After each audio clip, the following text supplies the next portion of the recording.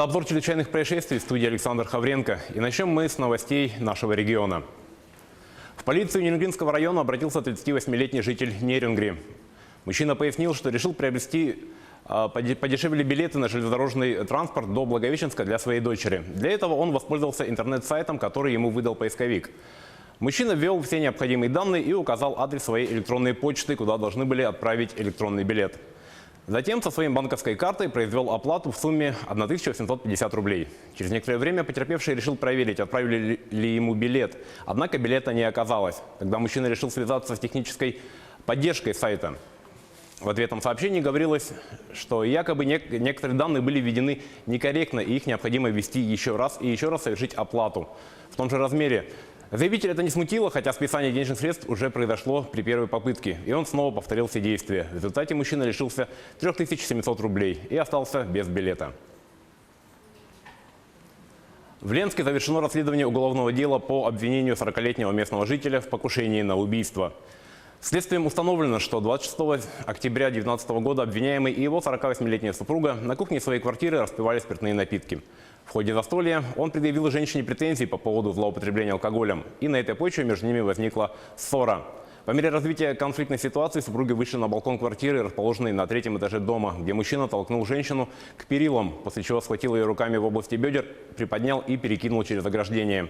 Пытаясь удержаться, женщина схватилась за руки мужчины и попыталась влезть на балкон, однако обвиняемый разжал ее руки, и потерпевшая упала вниз. В результате падения женщина получила закрытую черепно-мозговую травму, переломы костей таза, ребер и плечевой кости и была госпитализирована в медучреждение. В ходе предварительного расследования обвиняемый признал свою вину в совершенном преступлении, дал следствию показания о причинах и обстоятельствах произошедшего. Дело направлено в суд для рассмотрения по существу. В столичном ГИБДД за праздничные выходные зарегистрировали 2 факта наезда на пешеходов. Первый случился 2 января около полуночи. Водитель 97-го года рождения, управляя автомашиной Toyota Camry по улице Дзержинского, на пешеходном переходе проехал на запрещающий сигнал светофора. В результате совершил наезд на пешехода, мужчину 78-го года рождения, который переходил проезжую часть по регулируемому пешеходному переходу. В результате ДТП пешеход госпитализирован с закрытым переломом костей правой голени и ушибом мягких тканей грудной клетки. Второй случай произошел 7 января, примерно в 10 часов утра. Водитель 95-го года рождения на автомобиле Toyota Succeed, двигаясь по улице Жарницкого, совершил наезд на пешехода, девушку 2000 года рождения, которая переходила проезжую часть через нерегулируемый пешеходный переход. В результате наезда пострадавший доставлен в медучреждение, где ей был поставлен диагноз сотрясение головного мозга, ушиб правого предплечья. Назначено амбулаторное решение. По обоим фактам дорожного транспортных происшествий сотрудниками полиции проводится проверка. Также в праздничные дни сотрудники ДПС особое внимание уделяют выявлению водителей в состоянии алкогольного опьянения. С 31 декабря 2019 года по 8 января 2020 года выявлено и отстранено от права управления транспортным средством 51 водитель, севшие за руль в состоянии алкогольного опьянения. Из них 14 человек не имели водительских удостоверений и 6 были привлечены к ответственности за вождение в алкогольном опьянении повторное. Переходим к российским новостям. В республике Коми, в городе Ухта, ликвидирован пожар на нефтеперерабатывающем заводе. По сообщению представителей МЧС, в ходе тушения пожара из-за активного горения и высоких температур произошла разгерметизация 4 емкостей. Пенная атака позволила снизить температуру и давление в резервуарах, а также ликвидировать возгорание. В настоящее время пожарными проводится проливка территории. На месте работает лаборатория по измерению ПДК. Превышение не выявлено. По данным регионального главка МЧС, для тушения и ликвидации последствий пожара привлечено 104 человека и 19 единиц техники. На сегодняшний момент, на данный момент, локализация пожара произведена.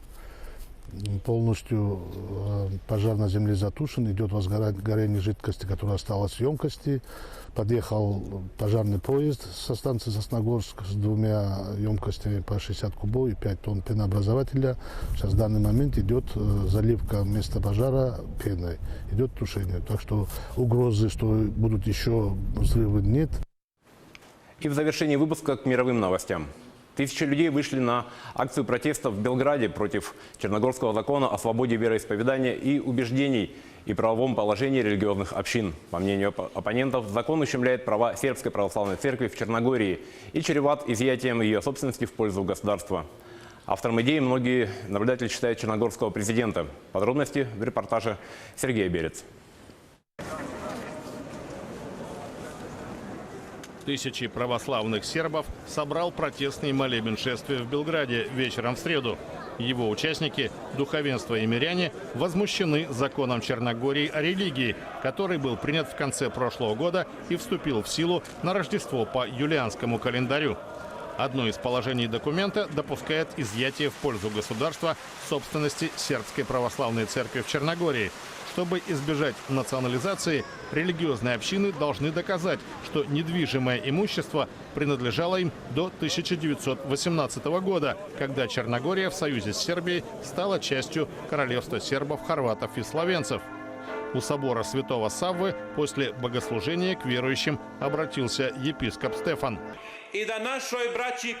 Пусть же Господь даст волю и силу нашим братьям в Черногории, тем, кто с нами, и тем, кто против нас, потому что в течение последних 30 лет наши люди были лишены там свободы. По мнению иерарха, паства Сербской православной церкви утратила свободу в Черногории, когда к власти в стране в 1991 году пришел в прошлом премьер-министр, а ныне президент Мило Джуканович. Участница протестного молебна Елена разделяет мнение о том, что идея экспроприации церковной собственности принадлежит ему. Режим Мила пытается прибрать к рукам все имущество Сербской православной церкви. Он не имеет на это права и должен отозвать закон.